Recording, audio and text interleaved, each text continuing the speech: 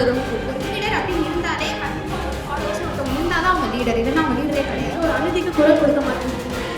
ஜல்லிக்கட்டுக்கு ஒருத்தவங்க போய் உட்காரும் போது அவங்க ஒருத்தவங்க உட்காந்துருக்காங்கன்னு யாருக்குமே தெரியாது. அங்க ஆயிரக்கணக்கான ஃபாலோவர்ஸ் வந்தப்போ தான் அதுக்கான முடிவு எடுக்கப்பட்டது. நான் இன்னொருத்தவங்களுக்கு எக்ஸாம்பிளா வாழ்ந்துட்டு போகணும். இப்போ இருக்க சிச்சுவேஷன்ல என்னன்னா, ஜெனரேஷன்ல டிஜிட்டல் லிட்ரஸின்றது யாருக்கும் கிடையாது. தப்பான வழியில போகலாம், தப்பான முடிவுகள் நடக்கலாம். தலைவன் அப்படின்றது இருக்கக்கூடாது. தலைவர் நாங்க எல்லாரும் ஒரு தொலைநோக்கு பார்வை. எப்படிப்பட்ட தொலைநோக்கு பார்வை? உங்க லைஃப்பை பத்தி உங்களுக்கு ஒரு தொலைநோக்கு பார்வை வேணும். ஆனா கடமைன்னு ஒண்ணு இருக்கு. as a responsibility அப்படின்னு ஒண்ணு இருக்கு. as a citizen of India,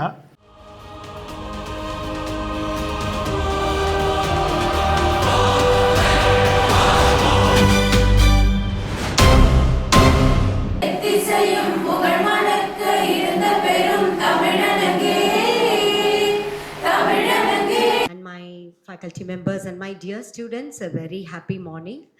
So at the outset, I'd like to thank IDRM team and Balamurugan sir for conducting this debate in our college and selecting our college for this. Definitely this will be a golden opportunity for our students, and this is the first thing they are starting in our college.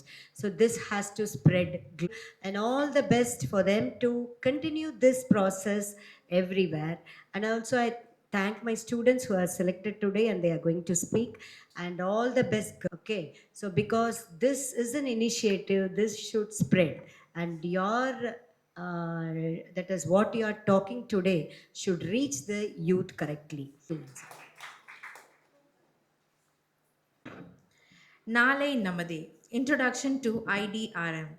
IDRM, Indian Democracy Redemption Movement, is a people-driven democratic mission envisioned to build a politically aware, socially responsible, and self-sustained future generation of India. விழிப்புணர்வு பெற்ற இளைஞர்களே ஜனநாயகத்தின் எதிர்காலம்.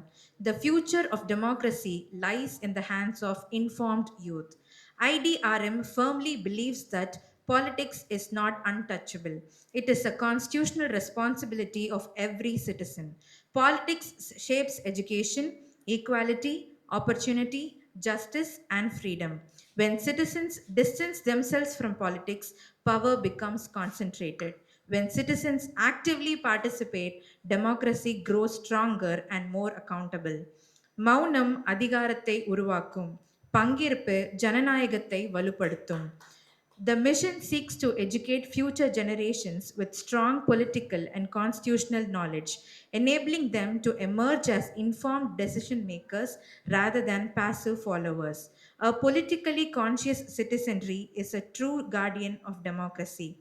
அரசியலை அறிந்த குடிமகனே ஜனநாயகத்தின் காவலன். From awareness to action, from citizens to change makers. விழிப்புணர்விலிருந்து செயல், குடிமக்களில் இருந்து மாற்றத்தின் முன்னோடிகள்.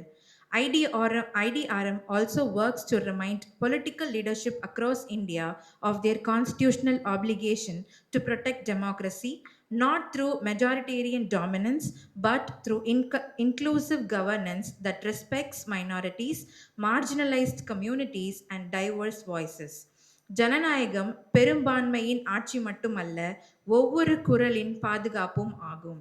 A core focus of IDRM is youth empowerment. The movement strives to ensure that every young person, girls and boys alike, receives equal access to domestic and international opportunities, enabling them to become self-sustained, confident, and socially conscious individuals. பெண்களும் ஆண்களும் சமமாக உயர்ந்தால்தான் சமூகம் சமமாக வளரும். At the same time, IDRM emphasizes reconnecting youth with their original history, culture, and values, believing that cultural awareness strengthens national identity, constitutional integrity, and democratic commitment. பண்பாட்டை அறிந்த இளைஞன் அரசியல் சட்டத்தை மதிப்பான். rooted in culture, guided by constitution. பண்பாட்டில் வேரூன்றி அரசியல் சட்டத்தால் வழிநடத்தப்படுவோம். Through democratic education and active participation, IDRM seeks to strengthen India's sovereignty by democratic means, transforming power politics into people's politics. அதிகார அரசியலிலிருந்து மக்களின் அரசியலுக்கான பயணம். In today's society, politics is often misunderstood as corrupt or irrelevant.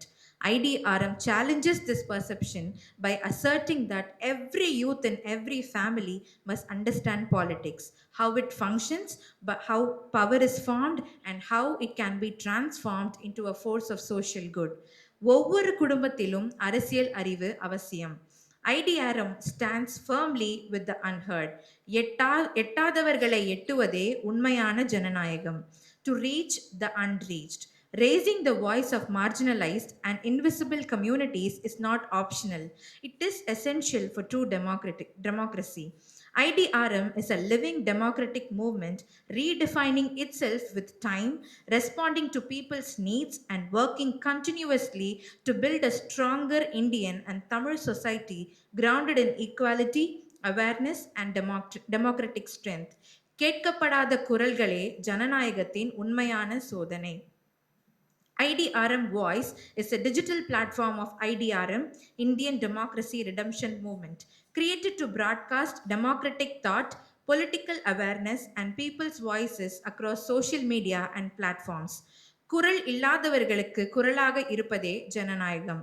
It educates, engage, and empowers citizens, especially youth, to understand politics as a constitutional responsibility, not as untouchable space. அரசியல் மக்களுக்கானது, சிலருக்கானது அல்ல. IDRM Voice amplifies unheard stories, marginalized voices, and inclusive perspectives, strengthening democracy through awareness and participation. எட்டாதவர்களை எட்டும் குரல். Speak democracy, shape the future. ஜனநாயகத்தை பேசுவோம், எதிர்காலத்தை உருவாக்குவோம். On this National Youth Day, let us celebrate the energy, courage, and dreams of the youth, the true strength of our nation. இளைஞர்களின் கனவுகளில் தான் நாளைய இந்தியா உருவாகிறது.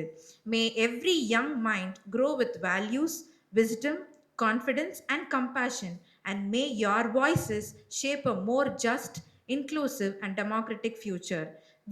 விழிப்புணர்வுடன் கூடிய இளைஞர்களே நாட்டின் உண்மையான சக்தி. Happy National Youth Day. Let your dreams rise, your values guide, and your actions inspire the nation. Thank you.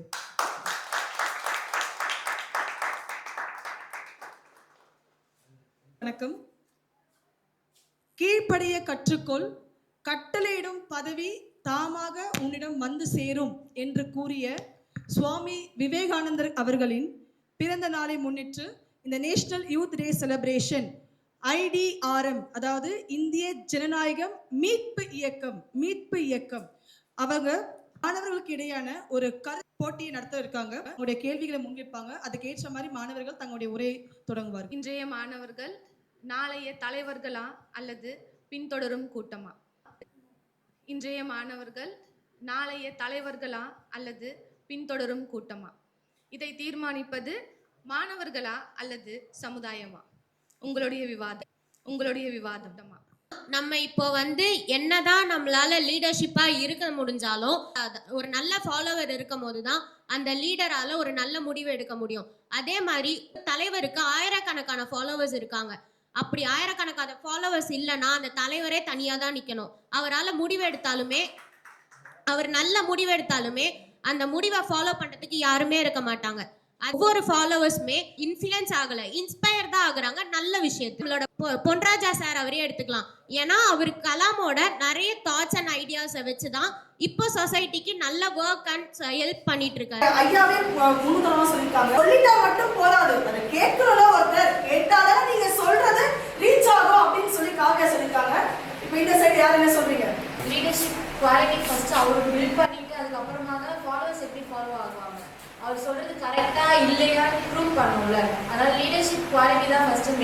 அவர் சொல்றது எந்த கிரிட்டிக்கல் திங்கிங் தேவை, டிசிஷன் மேக்கிங் தேவை, அதெல்லாம் ஒரு லீடருக்கு இருந்தால் தான் ஃபாலோவர்ஸ் வந்து அவர் வந்து ஃபாலோ பண்ணுவாங்க. அப்படிங்கிறது யாரு? லீடர் அப்படின்னா ஒரு குரூப் ஆஃப் பீப்புள்ல ஒருத்தர் தனியா நிக்கிறது தான் லீடர், கரெக்டா? அந்த லீடர் யாருக்காக இருப்பாங்க? அவங்களுக்கு செல்ஃபுக்கா? கிடையாது இல்லையா? அதாவது ஒரு குரூப் ஆஃப் பீப்புளுக்கு தானே அந்த லீடர்ன்றவங்களே இருக்காங்க. ஸோ அப்போ அவங்கள ஃபாலோ பண்றோம்னா நம்மளுக்குன்ற ஒரு சென்ஸ், காமன் சென்ஸ் யூஸ் பண்ணி தான் நம்ம அது நல்லதா கெட்டதா அப்படின்னு அதை பகுத்தறிஞ்சு தான் நம்ம வந்து என்ன பண்ண போறோம்? ஒரு லீடரை ஃபாலோ பண்ண போறோம். ஸோ ஒரு லீடர் அப்படின்னு இருந்தாலே கண்டிப்பா அவங்களுக்கு ஃபாலோவர்ஸ்னு ஒருத்தவங்க இருந்தாதான் அவங்க லீடர், இல்லைன்னா அவங்க லீடரே கிடையாது. ஒரு லீடர் அப்படின்றது நான் லீடர் ஆகணும், நான் இதை பண்ணணும், இதை செய்யணும் அப்படின்னு கிடையாது. ஒரு குரூப் இருக்கு அப்படின்னா அந்த குரூப்ல இருக்கிறது தான் ஒருத்தர் லீடர் ஆக போறாரு. ஒரு தன் கூட இருக்கிற நண்பர்கள் இருக்காங்க அப்படின்னா தன் நண்பர்களோட கருத்து தான் அவங்க முன்னாடி வைக்க போறாங்களே தவிர அவங்க வந்து செல்ஃபிஷா அந்த முடிவை எடுத்து இங்க முன்னாடி வரவே இல்லை. ஒரு லீடர் அப்படின்றவங்க தன்னை சார்ந்து இருக்கிறவங்களோ இல்லை அடுத்து இருக்கிறவங்களோ அவங்களுக்கு என்ன குறை நிறைபாடு வேணுமோ அதை தான் எடுத்துட்டு அடுத்த லெவலுக்கு கொண்டு போறாங்க. ஒரு லீடர் அவங்களோட ஸ்பெசிஃபிக்கான குவாலிட்டி அப்படின்றதே வந்து தன்னை மட்டும் இல்லாம எல்லாரையும் அடுத்தடுத்தும் வந்து பயனடையணும் அப்படின்னு தான் இருப்பாங்க. வந்து லீடர் அப்படின்றவங்க வந்துட்டு சில பிரின்சிபல்ஸை ஃபாலோ பண்ணுவாங்க. அவங்க பர்சனை மட்டும் தான் ஃபாலோ பண்ணுன்றது அவசியம் கிடையாது. பிரின்சிபல்ஸையுமே அவங்க ஃபாலோ பண்ணாதான் அவங்க லீடர். ஸோ ஏதோ ஒரு வகையில் அவங்களும் ஒரு ஃபாலோவர் தானே. கண்டிப்பா கொள்கைகளை பின்பற்றியவர்கள் அவர்கள் தலைவர்கள். சமூகம் வந்து திணிக்கிற அவங்களோட சிந்தனைகள் வந்து மாறுபடும். இப்போ ஒருத்தருக்கு வந்து ஒரு நம்பிக்கைகள் இருக்கும், ஒரு பழக்கங்கள் இருக்கும். இப்போ இருக்க சிச்சுவேஷனில் என்னென்னா ஜெனரேஷனில் டிஜிட்டல் லிட்ரஸின்றது யாருக்கும் கிடையாது. உங்களுக்கு மிஸ்இன்ஃபர்மேஷனை விட டிஸ்இன்ஃபர்மேஷன் அதிகமாக ஆயிடுச்சு. அதாவது ஒரு கருத்து தவறுன்னு தெரிஞ்சும் அதை கரெக்டு மாதிரி மேனிப்புலேட் பண்ணி மாற்றுவாங்க. ஸோ அது ஆஃப்கோர்ஸ் உங்களுக்கு ரீல்ஸில் வர நாலேஜ்லேயும் யூடியூப்பில் வர நாலேஜ்லேயும் நம்ம மைண்டில் வந்து அந்த கண்டிஷன் வந்து திணிக்கப்படுது. இது ஆஃப்கோர்ஸ் வந்து ஒரு ஃபாலோவர்ஸ்க்கு வந்து ஒரு ரைட்டான நாலேஜ் கிடையாது. அவங்க வழி நடத்துகிற லீடரும் வந்து ஆஃப்கோர்ஸ் ரைட்டாக இருக்க மாட்டாங்க. ஃபார் எக்ஸாம்பிள் நீங்கள் வந்து சில சாமியார்களை பார்த்துருக்கலாம், போலி சாமியார்கள் இருக்கிறாங்க. ஸோ எல்லாருமே வந்து there of course not they don't have a good followers.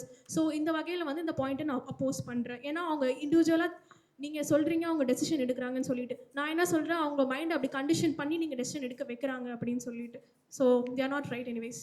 அது வந்து நம்ம யாரை ஃபாலோ பண்ணுறதை பொறுத்து இருக்குல்ல. இப்போ நம்ம வந்து நல்ல லீடரை ஃபாலோ பண்ணுறோன்னா அதுக்கான பயன் வந்து நமக்கு கிடைக்கும். இப்போ நம்ம ஒரு நல்ல ஒரு தலைவரை ஃபாலோ பண்ணுறன்ற பட்சத்தில் அவங்க கொள்கையை நம்ம எடுக்கிறப்போ அது ஏன் தவறாக போய் முடிய போகுது? நான் தான் சொல்கிறேன், இப்போ ப்ராப்ளம் உங்கள் மேலே தானே. டிஜிட்டல் லிட்ரஸின்றது கிடையாது. ஃபார் எக்ஸாம்பிள் நான் ஆக்டர் விவேக்கே எடுத்துப்பேன். அவர் வந்து அப்துல் கலாம் சாரோட ஒரு ஐடியாவை வச்சு தான் கோடிக்கணக்கான மரத்தை நட்டார். அது வந்து சொசைட்டிக்கு எவ்வளோ பெரிய நல்லதா இருக்குன்னு இப்போ நமக்கு தெரியும். அது வந்து அவர் ஒரு ஃபாலோவர் நினைச்சா அவ்வளோ பெரிய இம்பாக்டை கொண்டு வர முடியும். ஒரு ஃபாலோவர் நினைச்சா எதையுமே மாற்ற முடியும். லீடரால மாற்ற முடியலனாலும் மாற்ற முடியும். ஒரு ஃபாலோவரால முடியறதா ஒரு லீடரால முடியும் தான். ஆனா ஒரு லீடர் வந்து ஒரு ஃபாலோவர் இல்லாம வர முடியாது. இப்போ எக்ஸாம்பிள் நீங்களே வச்சுக்கோங்க, ஒரு லீடர் இருக்காங்க, அவங்களுக்கு யாருமே ஃபாலோவர்ஸ் இல்லை. அந்த லீடர் வந்து ஒரு விஷயத்த சொல்றாரு. ஃபார் எக்ஸாம்பிள் இந்த ஊர்ல வந்து நிறைய குப்பை இருக்கு, நிறைய குப்பையெல்லாம் நீங்க கிளீன் பண்ணுங்க அப்படின்னு சொல்றாரு. அவருக்கு ஃபாலோவர்ஸே இல்லை. அப்ப அதை யார் பண்ணுவா? லீடரை மட்டும் பண்ணிட முடியுமா? லீடர் மட்டும் பண்ண முடியாது. ஒரு ஃபாலோவர் இல்லாம லீடரால எதுவுமே பண்ண முடியும். நல்லா இருக்கும். அதாவது அவங்க என்ன சொல்றாங்கன்னா, நீங்க சொல்ற மாதிரி யூடியூப்லையோ இல்ல இன்ஸ்டாகிராம்ல வர ரீலை மட்டும் நாங்க ஃபாலோ பண்ணி ஒரு லீடரை இது பண்ணல. அவங்களோட உள்ளார்ந்த கருத்துக்களை நாங்க உணர்ந்துதான் அவங்கள ஃபாலோ பண்றோம். அவங்களுடைய கருத்துக்கள் நியாயமானதா என்றதை நாங்க செல்ஃப் கிளாரிஃபிகேஷன் பண்றதுக்கு அப்புறமா தான் அவங்கள நாங்க ஃபாலோ பண்றோம் அப்படின்ற கருத்தை அவங்க முன் வைக்கிறோம். இப்போ வர நிறைய நம்மளுக்கு ட்ரெண்ட்ஸ் தெரியும். இந்த இன்ஸ்டாகிராமில் ஆர்டர் பண்ணி ட்ரெஸ்ஸுக்கு பதிலாக கோட் வருது, உங்களை ஏமாற்றிட்டு பணம் கொடுத்துட்டு ஏமாறுறது. ஸோ நீங்கள் யாரால ஏமாறுறீங்க? நீங்கள் ஒருத்தவங்களை நல்லவங்க நினச்சி நம்புறீங்க, அவங்கள லீடராக நினச்சி நீங்கள் இன்ஸ்பயர் ஆகுறீங்க. அந்த எண்ட் ஆஃப் த டே உங்களோட அந்த மிஸ்இன்ஃபர்மேஷன், உங்களுக்கு அந்த கிளாரிட்டி நாலேஜ் இல்லாததுனால ஒரு கூட்டம் அவங்கள ஃபாலோ பண்ணுது. சரி நானும் போய் அதில் விழுகிறேன், நீங்கள் விழுறீங்க. அதுதான் எங்கள் பாயிண்ட். நாங்கள் சொல்கிறோம் டிஜிட்டல் லிட்ரஸி யாருக்குமே கிடையாது அப்படின்னு சொல்லி. அதாவது இந்த ஆட்டு மந்தை, ஒரு ஆடு முன்னாடி போனா பல அப்படியே பின்னாடியே ஒரு மற்ற ஆடுகள் போகும்னு சொல்லுவாங்க. அதாவது நீங்க ஜஸ்ட் லைக் தட் ஃபாலோ பண்றீங்க அப்படின்னு சொல்லி அவங்க முன் வைக்கிறாங்க. சொல்றீங்களா நாங்க வந்து இன்ஃப்ளூயன்ஸ் ஆகுறோம் அப்படின்னுட்டு. எக்ஸாம்பிளே எடுத்துக்கலாம். ஒருத்தர் வந்து நடராஜர் கோயில்ல தப்பா டான்ஸ் ஆடி அதை போட்டப்போ நாங்க யாருமே அதை ஃபாலோ பண்ணலையே, அதை வந்து நாங்க அப்போஸ் தான் பண்ணோம். அதனால சரியான விஷயத்த நாங்க ஃபாலோ பண்றோம், அதனால அவங்கள அரெஸ்ட் பண்ணாங்க. அதே மாதிரி பைக் ரேஸ், அது நிறைய வீடியோ இருக்கு. அதுல வந்து அவங்கள அரெஸ்ட் பண்ணி இத்தனைக்கும் அவங்கள சாரி கேட்கிற வரைக்கும் போது அவங்களோட லைசன்ஸ் பேன் ஆகுது. வந்து அதை ஃபாலோ பண்ணலையே, நாங்க வந்து அதை அப்போஸ் தான் பண்றோம். அதாவது தப்பு நடக்கும்போது தட்டி கேட்கிறோம், அதனால தண்டனைகளும் கொடுக்கப்படுதுன்னு சொல்றாங்க. அவங்க அதை தண்டிக்கிறதே வந்து ஒரு தலைவர்கள் தான். ஃபாலோவர்ஸ் வந்து நீங்க ஃபார் எக்ஸாம்பிள் கண்டிப்பா தப்பு நடந்தா தலைவனை தண்டிக்கணும். அதனால அவங்க வழி கொண்டு தப்பான வழியில போறதே வந்து அவங்க இன்ஸ்பயர் பண்ற லீடர்ஸ் ஃபாலோவர்ஸ் வந்து தப்பான வழி நடத்துறதுனால அப்படி நடக்குது. நீங்க வந்து லீடர்ஸ் அப்படின்றத வந்து நீங்க வெறும் இன்ஃப்ளூயன்சர்ஸை மட்டும்தான் வந்து நீங்க பாயிண்ட் அவுட் பண்ணி சொல்றீங்க. லீடர்ஸ் அப்படின்றது வந்து நீங்க லைக் தலைவர்கள் அந்த மாதிரி யாரையுமே நீங்க சொல்ல மாட்டீங்க. நீங்க மியாரா ஃபாலோ பண்ற இன்ஃப்ளூயன்சர்ஸை பத்தி மட்டும் தான் பேசுறீங்க. ஸோ நாங்க மீன் பண்றது அந்த ஃபாலோவர்ஸ் கிடையாது. நாங்க மீன் பண்றது கிரேட் பீப்புளை ஃபாலோ பண்றது மட்டும்தான். சரி, ஃபார் எக்ஸாம்பிள் நம்ம தாலிபான் எடுத்துக்கலாம். ஸ்டூடெண்ட்ஸ் பேஸ்டு வந்து ஒரு இப்போ இந்தியாவில் டேர்ம் பண்ணியிருக்க டெரரிஸ்ட் குரூப். ஸோ அது என்ன எல்லாமே வந்து நல்ல கொள்கை கிடையாது. இப்போ ஒரு சேயிங் இருக்கு, one Nations freedom fighter is another Nations terrorist அப்படின்னு சொல்லிட்டு. ஸோ நம்ம எல்லா கொள்கைகளும் தப்புன்னு சொல்ல முடியாது. நம்மளுக்கு தெரியணும், பகுத்தறிகிற கெப்பாசிட்டி இருக்கணும், எது கரெக்டு தப்புன்னு சொல்லிட்டு. ஸோ அஃப்கோர்ஸ் நீங்கள் வந்து நிறைய பேர் மிஸ்லீட் ஆகுறாங்க அப்படின்னு நம்மளும் ஒத்து ஆகணும். End of the day students நிறைய பேர் ஆர்மியில போயிட்டு நாட்டுக்காக உயிரை விடுறாங்க. அப்போ வந்து அவங்க கெட்ட விஷயத்துக்கு இன்ஃப்ளூயன்ஸ் ஆகல, நல்ல விஷயத்துக்கு இன்ஸ்பயர் ஆகுறாங்க. இன்ஸ்பயர் ஆகிறதுக்கும் இன்ஃப்ளூயன்ஸ் ஆகிறதுக்கும் டிஃபரன்ஸ் நிறைய இருக்கு. நல்ல விஷயத்துக்கு இன்ஸ்பயர் ஆகலாம், கெட்ட விஷயத்துக்கு இன்ஃப்ளூயன்ஸ் ஆகக்கூடாது. ஃபர்ஸ்ட் ஆஃப் ஆல் வந்து ஸ்கேம் ஆகுறது உண்மைதான். பட் அதே ஃபாலோவர்ஸ் தான் ஒரு தலைவன் தப்பு பண்றான்னு போது தட்டி கேட்கலாம். ஃபாலோவர்ஸ் இல்லைன்னா தலைமை பண்ற தப்பை வந்து தட்டி கேட்கறதுக்கு யாருமே இருக்க மாட்டாங்க. அப்போ எல்லாருமே தலைவர் ஆயிட்டானா யார் என்ன தப்பு பண்றா, தலைமை என்ன தப்பு பண்றா, அது எதுவுமே தெரியாது. ஒரு ஃபாலோவர்ஸ்னு ஒரு கூட்டம் இருக்கும்போது தான் தலைவன் தப்பு பண்ணும்போது அதை திருத்திக்க முடியும், மறுபடியும் வேற ஒரு நல்ல வழிக்கு கொண்டு செல்ல முடியும். அதாவது நாங்க ஃபாலோ மட்டும் பண்ணல, நீ தப்பு பண்ணும்போது நீ தப்புன்னு சுட்டி காட்டுறோம் அப்படின்னு சொல்லிட்டு அவங்க முன்னிறுத்துறாங்க. அடுத்த பேசினதுலையுமே இப்போ இருக்கிற ஸ்டூடெண்ட்ஸ் கரண்ட் யங்ஸ்டர்ஸ் வந்து இன்ஃப்ளூயன்சஸாகவும் இருக்கும், ஃபாலோவர்ஸாகவும் இருக்கும்னு சொல்லியிருக்கீங்க. அப்போ கரண்ட் ஸ்டூடெண்ட்ஸ் அவங்களோட டெசிஷன் மேக்கிங்கை இன்ஃப்ளூயன்சஸாக எடுக்கிறீங்களா, இல்லைனா உங்களோட செல்ஃப் ரெஸ்பெக்ட் அண்ட் செல்ஃப் ட்ரீம்காக எடுக்கிறீங்களா? சுயநலமாக சிந்திச்சு எடுக்கிறீங்களா, இல்லை உங்களோட ஃபாலோவர்ஸ் சொல்கிறத கேட்டு முடிவெடுக்கிறீங்களா? மேம், அதாவது இப்போ நம்மளுடைய சுய முடிவு அப்படின்னாலுமே அதுக்கு வந்து அதனால அது மியரா நம்மளோட ஓன் டெசிஷன் அப்படின்னு சொல்லிட முடியாது. நம்மளோட பேரண்ட்ஸாக இருக்கலாம், நம்மளோட டீச்சர்ஸாக இருக்கலாம், யாரோ ஒருத்தவங்க நம்ம இன்ஃப்ளூயன்ஸ் பண்ணி இன்ஸ்பயர் பண்ணி தான் நம்ம ஒரு டெசிஷனே எடுக்கிறோம்னு நான் சொல்லுவேன். அதாவது எனக்கு அந்த டிசிஷன் தேவை, அந்த முடிவு எதுவும் அந்த கொள்கையை வந்து தேவையோ தேவையில்லையோ ஆனா உள்ள போய் விழுந்துடுறாங்க. ஆனா நாங்க என்ன சொல்ல வரோம் அப்படின்னா, உங்க லைஃபுக்கு என்ன தேவையோ அதை தான் நம்ம வந்து ஃபர்ஸ்ட் எடுத்து வைக்கணும். ஸோ இப்போ இங்கே நம்ம காலேஜ் சேர்ந்துருக்கோம், இந்த டிகிரி வேணும் எனக்கு, இதுக்கப்புறம் நான் என்ன பண்ண போகிறேன், என் லைஃப்ல தான் என் கோல் அப்படின்னு சொல்லிட்டு ஒரு செட்டப் இருக்கணும். ஸோ அப்படின்னா தான் நம்ம ஃபர்தராக போக முடியும். நீங்கள் வந்து என்னதான் நீங்கள் வந்து ஒருத்தவங்க சொன்னாலும் அவங்க சொல்கிறத கேட்டுட்டு நீங்கள் போனாலுமே ஒரு பாயிண்ட்ல கண்டிப்பாக நீங்கள் உங்களுக்கு என்ன தேவை என்ன வேணுன்றதை நீங்கள் எடுத்து தான் ஆகணும். ஏதோ ஒரு பாயிண்ட் உங்கள் லைஃப்பில் கொண்டு போகும் அந்த இடத்துக்கு, அப்போ நீங்கள் வந்து மாறி தான் ஆகணும். அதாவது அவங்க என்ன சொல்கிறாங்கன்னா, இந்த இங்கிலீஷில் ஒரு வார்த்தை இருக்கும் ஆங்கிலத்தில், பியர் ப்ரெஷர்னு சொல்லுவாங்க. அவங்களுடைய சுய முடிவாக எடுக்கிறது இல்லை. இன்னைக்கு நிறைய ப்ரெஷர், பேரண்ட்ஸ் சொல்ற நீ டாக்டர் தான் ஆகணும். எந்த குழந்தையுமே ஃபர்ஸ்ட் நல்லா கவனிச்சிருந்தீங்கன்னா, நான் டீச்சராக தான் ஆகணும்னு சொல்லணும் ஆசைப்படும். சின்ன வயசுல அது இருக்கும்போது நான் டீச்சர் ஆகணும், அப்போ அவங்க அப்பாவோ அம்மாவோ யாரோ கூட இருக்கவங்க தலைவர் தட்டி நீ அப்படி சொல்லாத டாக்டர் ஆகணும்னு சொல்லு அப்படின்னு மாத்துவாங்க. இல்லை ஒரு சில குழந்தைகள் அவங்க உள்ளாத சொல்லியிருப்பாங்க. அதாவது அவங்க என்ன சொல்றாங்கன்னா, நீங்களா முடிவு எடுக்கல, உங்க மேல யாரோ கருத்துக்களை திணிக்கிறாங்க, அந்த திணிக்கிறதுக்கு ஏற்ற மாதிரி நீங்க மாறுறீங்க அப்படின்னு சொல்றாங்க. இப்போ அவங்க சொன்னாங்க, இந்த மாதிரி காலேஜ் நான் ஜாயின் பண்றேன், நான் இந்த டிகிரி எடுக்க போறேன், ஃபியூச்சர்ல நான் இப்படி ஆக போறேன் அப்படின்னு சொன்னாங்க. அப்போ அதுக்கு முன்னாடி படிச்சவங்க நிறையா டிகிரிலாம் வாங்கினவங்க இருப்பாங்கல்ல, அப்போ அவங்கள ஃபாலோ பண்ணி தானே நம்ம இப்படி இருக்கணும், இந்த காலேஜ்ல சேர்ந்தா இப்படி இருக்கும் அப்படின்றத தெரிவிக்கிறோம். அதுதான் ஃபாலோவர்ஸ். அப்போ ஃபாலோவர்ஸ் இல்லைன்னா தலைவனும் இல்லை.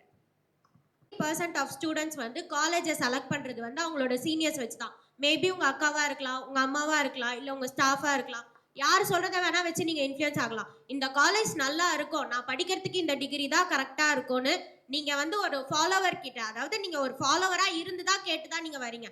இந்த காலேஜ் தான் எனக்கு வேணும்னு நீங்கள் போகிறீங்க, அந்த காலேஜ் மேபி தப்பாக இருக்குன்னா உங்கள் வீட்டில் என்ன சொல்லுவாங்க, நாங்கள் சொன்ன பேச்சை நீ கேட்டியா அப்படின்ற ஒரு கொஸ்டின் மார்க் அங்கே கண்டிப்பாக வைப்பாங்க. ஸோ எல்லா ஒரு லீடராக இருந்தாலுமே அவர் ஒரு நல்ல ஃபாலோவராக தான் இருப்பார். இப்போது அந்த குழந்தை முடிவு எடுக்குதுன்னா மற்றவங்க யாருமே சொன்னதில்லை, அதுக்கு தெரியுது எனக்கு வந்துட்டு இது மாதிரி தான் ஆகணும் அப்படின்னு சொல்லிட்டு அதுக்கு தெரியுது. ஸோ அதனால தான் வந்துட்டு அது வந்து முடிவு எடுக்குது தவிர மற்றவங்க யார் பேச்சும் கேட்டோ அது முடிவு எடுக்குது இல்லை. ஒரு குழந்தை வந்து ஃபஸ்ட்டு டீச்சர் ஆகணும்னு தான் சொல்லணும். அது என்னன்னா அவங்க டீச்சரை பார்த்து அது இன்ஸ்பயரோ இல்லை இன்ஃப்ளூயன்ஸோ ஆகிதான் நான் டீச்சர் ஆகணுன்ற டிசிஷனே அது எடுக்குது, ரைட்? ஸோ அது வந்து ஃபாலோ தான் பண்ணுது. அவங்க டீச்சர் வந்து மேபி அவங்களுக்கு நல்லவங்களா இருந்திருக்கலாம், நல்லா சொல்லித்தரவங்களா இருந்திருக்கலாம், நல்ல ஃபேக்கல்ட்டியாக இருக்கலாம், ஒரு நல்ல கேரக்டராக இருக்கலாம். அந்த கேரக்டர் பிடிச்சி போய் தான் அந்த ஸ்டூடெண்ட் வந்து ஒரு காலேஜ் செலக்ட் பண்ணுறதுக்குள்ள ஒரு சமுதாயம் தான் டிசைட் பண்ணுது. ஏன்னா இப்போ எடுத்த உடனே ஒரு காலேஜில் போய் சேர்ந்துட முடியாது. அதை வந்து ஒரு 4 பேர்கிட்ட விசாரிக்கணும், அவங்களோட ரிவ்யூஸை கேட்கணும், அவங்க சொல்கிறத வச்சு தான் நம்ம வந்து அந்த காலேஜை சேர முடியும். அதுக்கு ஆளாகிறீங்க அப்படின்னு அவங்களும் வழிநடத்துறாங்க. அதாவது சுய சிந்தனையை தாண்டி எக்ஸ்பீரியன்ஸ்னு ஒன்று இருக்கு. ஸோ அந்த எக்ஸ்பீரியன்ஸ் கெயின் பண்ணவங்க கிட்ட இருந்தால் நம்ம அதை கற்றுக்க முடியுமே தவிர நம்ம இதுக்கு முன்னாடியே காலேஜ் படிச்சிருக்க முடியுமா? முடியாது இல்லையா? ஸோ அதை ஆல்ரெடி எக்ஸ்பீரியன்ஸ் பண்ணவங்க கிட்ட தானே கேட்டு தெரிஞ்சுக்க முடியும். So the top tier countries Europe America அங்கெல்லாம் எப்படி சிஸ்டமே பசங்க ஒரு 16-17 வயசு வரைக்கும் தான் வீட்டில் இருப்பாங்க. அஃப்கோர்ஸ் அவங்க ஹை ஸ்கூல் முடிச்சுட்டு யூனிவர்சிட்டின்னு போகும்போது வீட்டில் யாரும் டிபெண்ட்டாக இருக்கிறது கிடையாது. ஸோ நம்மளுக்கு இதிலே தெரியுது டெவலப்டு கண்ட்ரீஸ்க்கும் டெவலப்பிங் கண்ட்ரீஸ்க்கும் என்ன வித்தியாசம் அப்படின்னு சொல்லிட்டு. ஒரு குழந்தை கஷ்டமோ நஷ்டமோ வாழ்க்கையில் தப்பு பண்ணால் தான் கற்றுக்க முடியும். அதனாலும் எப்போவுமே எக்ஸ்பீரியன்ஸ்டான நாலேஜ் எல்லாருக்குமே இருக்காது. ஒரு குழந்தை தப்பு கீழே விழுந்து அடிபட்டால் தான் தெரியும். நெருப்பு இப்போ சொல்லுவாங்கல்ல, ஒரு இது நெருப்பு போய் வந்து தொடாதுன்னு சொன்னால் வந்து தொடாமல் இருக்க முடியாது. அது சுட்டால் தான் தெரியும் அது வந்து நெருப்பு, நம்ம தொடக்கூடாதுன்னு சொல்லிட்டு. ஸோ அந்த மாதிரி கண்ட்ரீஸில் அப்படி பேரண்டிங் இருக்குது. ஸோ அந்த மாதிரி பசங்க நிறைய படித்து கற்றுட்டு வராங்க. ஸோ அவங்க வாழ்க்கையில் வந்து ஹேண்டில் பண்ணுறாங்க. இந்தியன் சிஸ்டமில் எப்படி இருக்குன்னா, எல்லாருமே வந்து நாங்கள் எக்ஸ்பீரியன்ஸ் நாலேஜ் கற்றுக்குறோம், ஒரு சேஃபர் சைடுக்கு போகிறாங்க ஃபாலோவர்ஸ். ஒரு லீடராக இருக்கவனோட குவாலிட்டி என்னென்னா, ஒரு மிஷன்ன்றது வேணும். அவன் தன் லைஃப்பில் வந்து ரெஸ்பான்சிபிலிட்டி எடுத்துக்கணும், அக்கௌண்டபிலிட்டி எடுத்துக்கணும். நான் வந்து ரிஸ்க்கோ சரி, பாசிட்டிவ் எனக்கு வந்து சக்ஸஸ் வந்தாலும் சரி, லாஸ் வந்தாலும் சரி. மாதிரி இருக்க ஒரு கண்ட்ரியில் மோர் தேன் 65% of the population are under 35 years of age. So ஒரு மெஜாரிட்டி ஆஃப் த ஒரு லீடர்ஸே வந்து ஒரு ஃபவுண்டேஷனாக இருக்கும்போது நம்ம மற்றவங்க மேலே டிபெண்ட்டாக இருந்தோன்னா நம்ம யார் நம்ம கண்ட்ரியை வந்து வழி நடத்துவா? நீங்கள் சொல்கிறீங்க நாங்கள் வந்து எக்ஸ்பீரியன்ஸாக இருக்கோம், கிட்ட வந்து நாலேஜ் கெயின் பண்ணிக்கிறோம். ஒரு ஃபாலோவராக இருந்தாலும் சரி, every leader was once a student but not a follower. ஒருத்தருக்கு ஒரு லைஃப்பில் வந்து ஒரு காலகட்டத்தில் வந்து நம்மளுக்கு தெரியும், இன்ஸ்பயர் ஆகும் ஒரு டாக்டரோ டீச்சரோ லாயரோ பார்த்து. But the end of the day எல்லாருமே இன்ஜினியர் ஆகுறாங்க. They are not landing up in engineering field. உங்களுக்கு தெரியும் எவ்வளோ காமர்ஸ் ஃபீல்டில் நிறைய வந்து உங்களுக்கு அண்டர் எம்ப்ளாய்மெண்ட் வருது. அண்டர் எம்ப்ளாய்மெண்ட்னா என்னென்னா, படித்த வேலைக்கு வேலை கிடைக்கிறது இல்லை. அவங்க வந்து அது கீழே இருக்க வேலையில் ஏதாவது ஒரு வேலை கிடைச்சா போதுண்டா அப்படின்னு சொல்லிட்டு போகிறாங்க. இதுதான் வந்து ஃபாலோ பண்ணுற மைண்ட் செட். ஒரு லீடர்ன்றவன் ஒரு ரெஸ்பான்சிபிலிட்டி எடுத்துக்கிட்டு ரிஸ்க் வந்தாலும் அக்செப்ட் பண்ணிட்டு போகிறவன் தான் leader. So I oppose this point which you're saying because it creates dependency in the minds of people. ஒரு ரெஸ்பான்சிபிலிட்டி கொண்டு வரல. இப்போ ஒருத்தவங்க நினைச்சா அந்த செயினை கட் பண்ண முடியும். என் குழந்தைய நான் அனுப்ப மாட்டேன், என் குழந்தை என் கூட நிற்கும் அப்படின்னு நான் நிறுத்துறேன்னா கண்டிப்பா எனக்கு பின்னாடி ஒரு 10 பேர் நிற்பாங்க. கரெக்டா? நீங்கள் ஏன் அந்த குழந்தை டிபெண்ட்டாக வளர்க்குறீங்கன்னு நான் கேட்குறேன். உங்களுக்கு புரியுதா? The system is different. So அந்த கண்ட்ரி அதனால தான் டெவலப்டாக இருக்காங்க, நம்ம டெவலப்பிங்லேயே இருக்கோன்றது தான் என் பாயிண்ட். விட்டுடலாம்னு சொல்றீங்க சுதந்திரமா, பட் எல்லாருக்குமே அது வந்து கரெக்டாக ஆகுமான்னு தெரியல. சில பேர் தப்பான வழியில போகலாம், தப்பான முடிவுகள் நடக்கலாம், அவங்களோட லைஃப் ரொம்ப ஒரு ஃபெயிலியர்ல முடியலாம். ஒரு சரியான கைடன்ஸ் ஒரே ஒரு தலைவன் அப்படின்னு அந்த பிள்ளைக்குன்னு அப்படி ஒருத்தர் இருக்கும்போது தான் அதை ஃபாலோ பண்ணி வரும்போது தான் கரெக்டாக நம்மளால கரெக்டான டிசிஷன் எடுத்து கரெக்டான ரூட்ல போக முடியும். நான் சொன்ன பாயிண்ட் நீங்கள் புரிஞ்சுக்கலன்னு நினைக்கிறேன். நான் வந்து குழந்தைங்களை விட்டுறணும்னு சொல்லலை. ஒருத்தவங்க மேலே டிபெண்ட்டாக இருக்கனால தான் ஃபாலோவர்ஸ் கிரியேட் ஆகுறாங்க. ஒரு லீடர்ஸ் வந்து தலைமை தாங்கி வரமாட்டேன்றாங்கன்னு சொன்னது தான் என்னோட பாயிண்ட். அதே இருக்கும்னு சொல்ல முடியாது. சில தலைவர்களை பார்த்து, ஒரு 2-3 தலைவர்களை பார்த்து அது பின்னாடி வந்த ஃபாலோவர்ஸும் லைஃப்ல நிறைய சாதிச்சிருக்காங்க. அண்ட் அதே மாதிரி இங்க எல்லாரும் ஃபாலோவர்ஸா இருக்கணும்னு சொல்லல, யாராவது ஒருத்தர் 2 தான் தலைவரா இருக்க முடியும்னு தான் சொல்றோம். நீங்கள் மலாலா யூசப்சாய் எடுத்துக்கோங்க. ஸோ பெண்கள் சுதந்திரத்துக்காக போராடினாங்க. அவங்க ஒரு ஃபாலோவராக இருந்திருந்தா, ஒரு முஸ்லீம் கல்ச்சரோட ஃபாலோவராக இருந்திருந்தா அவங்களால அவங்க இனத்தை வந்து மேலே கொண்டு வந்திருக்க முடியாது. அவங்க ஒரு லீடர்ன்றது உருவாகி வந்தால் தான் ஃபாலோவர்ஸோட செயினை பிரேக் பண்ண முடியும். எவ்வளோ நாள் தான் நீங்கள் டிபெண்ட்டாக இருப்பீங்க மற்றவங்க மேலே? நீங்க சொல்றது கரெக்ட் தான். மலாலா யூசப்சாய் வந்து ஒரு விமனோட இதுக்காக தான் போராடினாங்க. ஆனா அவங்களுமே அவங்க அப்பா கிட்ட இருந்து தான் இன்ஸ்பயர் ஆனாங்க. அவங்க அப்பா ஒரு விமனுக்காக ஸ்கூல் ஓபன் பண்ணணும். அவங்க அப்பா வந்து யோசிச்சாரு, விமன் என் பொண்ணு வந்து இந்த உலகத்துல இருக்க மாதிரி இருக்கக்கூடாதுன்னு அவங்க அப்பா நினைச்சதுனாலதான் அவங்க பின்னாடி அவங்க அப்பா நின்னாரு. கரெக்டா? ஸோ அவங்க அப்பா வந்து அவங்களுக்கு வந்து ஒரு குரு. ஓகே, ஸோ நான் என்ன ஃபர்ஸ்ட் பாயிண்ட் சொன்னேன்னா, every leader was once a student. Okay, so அதுதான் வந்து என்னோட பாயிண்ட். அவங்க வந்து இன்ஸ்பயர் ஆகி அவங்க ஒரு வழி நடத்தல கொண்டு வந்தாங்க. அவங்க ஃபேமிலியில் மட்டும் இல்லை, ஒரு பெரிய சேஞ்ச் ஒரு நாட்டுக்கு கொண்டு வந்தாங்க. அதுதான் வந்து ஒரு முக்கியமான லீடரோட குவாலிட்டின்றது நான் சொல்கிறேன். Saying what to think, not how to think. So this is the reason students are not able to be proper confident decision maker and hence they are dependent. நம்ம எஜுகேஷன் சிஸ்டமே எடுத்துக்கலாம். நம்ம எஜுகேஷன் சிஸ்டம்ல இப்போ வரைக்கும் சிஸ்டமை வந்து ஃபாலோ பண்ணுங்கன்னு சொல்லி தான் நம்ம எஜுகேஷன்ல சொல்லியிருக்காங்களே தவிர்த்து நீங்க வந்து அதை லீட் பண்ணுங்கன்னு சொல்லலை. நம்மளுக்கு எஜுகேஷன் சிஸ்டமே ஒரு ஃபாலோ பண்ணுற ஒரு மாடியூலில் தான் இருக்குன்ட்டு நான் என்ன சொல்கிறேன். உங்களுக்கு நிறைய இப்போ ஏஐ இருக்குது, ஆன்லைன் டிஜிட்டல் லேர்னிங் பிளாட்ஃபார்ம்ஸ் இருக்குது, குளோபல் எஜுகேஷன் வந்து நம்ம எங்கே வேணாலும் சப்ஸ்கிரைப் பண்ணி படிச்சுக்கலாம். ஸோ நாலேஜ்ன்றது it's not limited but it is unlimited everywhere. So ஒரு நல்ல நாலேஜ்ன்றது எடுத்துக்கிறது உங்களோட சாய்ஸ் ஆஃப் இன்ஃபர்மேஷன். அது நான் ஃபாலோவராக தான் இருப்பேன்னா நீங்கள் ஃபாலோவராக தான் இருக்க முடியாது. எண்ட் ஆஃப் தி டே சொன்னீங்க. அப்போது மாணவர்களாகிய நீங்கள் சில இடத்துல சில தருணத்தில் சைலண்ட்டாகவும் இருக்கீங்க, வைப்ரண்ட்டாகவும் இருக்கீங்க கரெக்டாக. ஸோ பலவீனமா அது இல்லைனா பலமா? வந்து எப்போவுமே நமக்கு வந்து அக்செப்டன்ஸ் கிடையாது. நான் சைலண்ட்டாக இருந்தேன் அப்படின்னா நான் வந்து ஒத்துக்கிறேன்னு கிடையாது இல்லையா? நம்ம ஒரு விஷயத்தில் வந்து யோசிச்சு தான் வந்து சைலண்ட்டாக இருப்போம். சும்மா வந்து சைலண்ட்டாக இருந்தால் நீ அக்செப்ட் பண்ணிட்டு அப்படின்னு கிடையாது. நம்ம இருந்தால் நோவா கூட இருக்கலாம். ஸோ சைலன்ஸ் வந்து பலவீனம் தான் நான் சொல்லுவேன். இப்போ நான் என்ன சொல்லுவேன்னா, இப்போ ஒரு அநீதி நடக்குது பெண்களுக்கு, ஏதோ ஒரு இடத்துல எங்கேயோ இடத்துல அநீதி நடந்துட்டு தான் இருக்கு. மக்கள் என்ன பண்றாங்கன்னா, சைலண்டா இருக்கேன் சொல்லிட்டு 1 மாசம் 1.5 மாசம் மறந்துட்டு அடுத்தது போயிடுறாங்க. அப்படிதான் நடந்துட்டு இருக்கு சொசைட்டில. சும்மா ரீல்ஸ் பாக்குறாங்க, ஐயோ இந்த மாதிரி நடந்திருக்கா அப்படின்னு சொல்லிட்டு அதை தவிர்த்துட்டு போயிட்டே இருக்காங்க. அதுக்காக குரல் கொடுக்கறது இல்ல. டெசிஷன் மேக்கர்ஸ் நாங்க தான் வந்து, ஓ இந்த மாதிரி நடந்திருக்கு போல, நம்மளோட குரல் வந்து அங்க தெரியணும், சப்போர்ட் பண்ணணும் அப்படின்னு சொல்லி நாங்க முடிவு எடுக்கிறோம். நீங்க வந்து பாஸ் ஆன் பண்ணிட்டு போறதுக்கு ஒண்ணு, இது வந்து நம்ம நேஷனுக்காக நீங்க பண்றீங்க போது பாஸ் ஆன் பண்றது. பொண்ணுக்கு அநீதி நடக்குதுன்றப்போ ஒரு பர்டிகுலர் ஒரு இடத்துல ஒரு பிரச்சனை நடக்குதுன்னா அது நம்ம சென்னையிலுமே தான் அதே இதை குரலை கொடுத்து இங்க நம்மளுக்கு இங்க ஜஸ்டிஸ் வேணும், அந்த பொண்ணு நம்மளை சார்ந்தவங்களோ எங்க கம்யூனிட்டியோ கேஸ்டோ கிடையாது, ஆனா ஏன் நம்ம அவங்களுக்காக போய் குரல் கொடுத்து இல்ல இது தப்பு தான், அதுக்கான ஜஸ்டிஸ் எங்களுக்கு வேணும்னு சொல்லி கொடுக்குறோம்.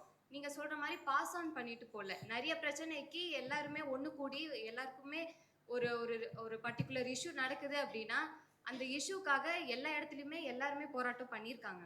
அது எங்களோட குரல் தான் நீங்க முடிவெடுக்கிறதுக்கு வலிமை கொடுக்குது அப்படின்னு சொல்லி அவங்க முன்வைக்கிறாங்க. இப்போ பார்த்தீங்கன்னா இந்த கண்ட்ரிலலாம் எதனா கேர்ள்ஸ்க்கு ப்ராப்ளம் ஆச்சுன்னா ஸ்ட்ரெயிட் ஃபார்வர்டாக வச்சு ஷூட் பண்ணிடுறாங்க அவங்க. அப்போ ஏன் இந்தியாவில் மட்டும் அந்த மாதிரி பண்ண மாட்டாங்க? இப்போ எந்த இடத்துல எந்த பொண்ணுக்கு ப்ராப்ளம் நடந்தாலுமே ஆன் த ஸ்பாட்ல உனக்கு இந்த மாதிரி நடந்திருக்கு, நாங்க தான் பார்க்கணும். அப்ப தலைவர் தான் முன்னாடி வரணுமே தவிர அவங்க கீழே இருக்கவங்க யாரும் வரக்கூடாது. நான் வந்து பார்த்து டிசிஷன் மேக் பண்ணி நான் தான் எடுக்கணும் அப்படின்றத சொல்லணும். அதாவது இந்திய அரசியலமைப்போட கட்டமைப்பு சரியில்லைன்றாங்க. சொல்ற கருத்துக்களை வந்து தலைவர்கள் கேட்டா தானே அதுக்கான சரியான முடிவு எடுக்க முடியும். அது ஏன் நீங்க மறந்துட்டு போறேன்னு சொல்றீங்க? அந்த பிரச்சனைக்கான தீர்வு அனலைஸ் பண்ற டைம் கூட சொல்லலாமே. ஸோ மாணவர்கள் அமைதியாக இருக்கிறது நான் ஏன் பலவீனம் அப்படின்னு சொல்கிறேன்னா, டிலேட் ஜஸ்டிஸ் இஸ் ஜஸ்டிஸ் டினைடுன்னு சொல்லுவாங்க. ஸோ மாணவர்கள் அமைதியாக இருக்கிறதுனால எதுவுமே ஆக போகிறது கிடையாது. நான் சொன்ன மாதிரி இந்தியா மாதிரி ஒரு கண்ட்ரியில் 60% பாப்புலேஷனில் வந்து 35 கீழே வந்து யங்ஸ்டர்ஸ் இருக்காங்க, one of the leading population. So ஒரு ஃபவுண்டேஷனே ஒரு நாட்டில் அமைதியாக இருக்கும் போது அந்த நாடு எதை நோக்கி போயிட்டு இருக்குது? இப்போது நீங்கள் ஸ்டூடெண்ட்ஸ் ப்ரொட்டஸ்ட் நிறைய நீங்கள் பார்த்துருக்குறீங்க. For example Tamil Nadu Jallikattu protest. ஒரு ஸ்டூடெண்ட்ஸ் பலவீனமாக இருந்திருந்தாங்கன்னா லைக் எப்படி முடிஞ்சிருக்கும் நம்ம அவ்வளோ பெரிய சேஞ்ச் மேக் பண்ணுறதுக்கு? 1 minute பேசும்போது 1 minute. அண்ட் நீங்கள் வந்து பங்களாதேஷோட பிரைம் மினிஸ்டர் ஷேக் ஹசீனா ஒரு ஜென்சி ப்ரொட்டஸ்ட் நடந்தது, ஒரு பிரைம் மினிஸ்டர் டீத்ரோன் பண்ணாங்க ஒரு பாய்காட் மூலயமா. ஸோ அமைதியாக இருக்கிறது எதுவும் ஆக போகிறது கிடையாது. ஒரு சிஸ்டம் நம்ம கொஸ்டின் பண்ணணும். இப்போது நிறைய வைரல் ஹேஷ்டேக்ஸ் நீங்கள் சொல்கிற மாதிரி இன்ஃப்ளூயன்சஸ் ஹேஷ்டேக்ஸ் இருக்குது, வீடியோஸ் வைரல் ஆக்குறீங்க, லைவ் ஸ்ட்ரீம் பண்ணுறீங்க. அது ஏன் வந்து ஒரு ட்ரெண்டை நீங்கள் ஃபாலோ பண்ணுறீங்க, ஒரு அநீதிக்கு குரல் கொடுக்க மாட்டேன்றீங்க? 1 minute. இங்க யாருமே ஜல்லிக்கட்டுக்கு குரல் கொடுக்காம இல்ல. ரீசன், ஜல்லிக்கட்டுக்கு ஒருத்தவங்க போய் உட்காரும் போது அவங்க ஒருத்தவங்க உட்கார்ந்துருக்காங்கன்னு யாருக்குமே தெரியாது. அங்க ஆயிரக்கணக்கான ஃபாலோவர்ஸ் வந்தப்போதான் அதுக்கான முடிவு எடுக்கப்பட்டது.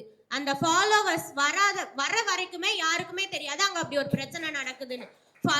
நான் சொல்றேன், ஃபாலோவர்ஸ் ஃபார் எக்ஸாம்பிள் எங்களே எடுத்துக்கோங்க. நாங்க ஒரு நல்ல விஷயத்தை இன்ஃப்ளூயன்ஸ் பண்ணி அந்த விஷயத்தை நாங்க ஃபார்வர்ட் பண்ணதான் ஜல்லிக்கட்டுக்கு ஜஸ்டிஸ் கிடைச்சது.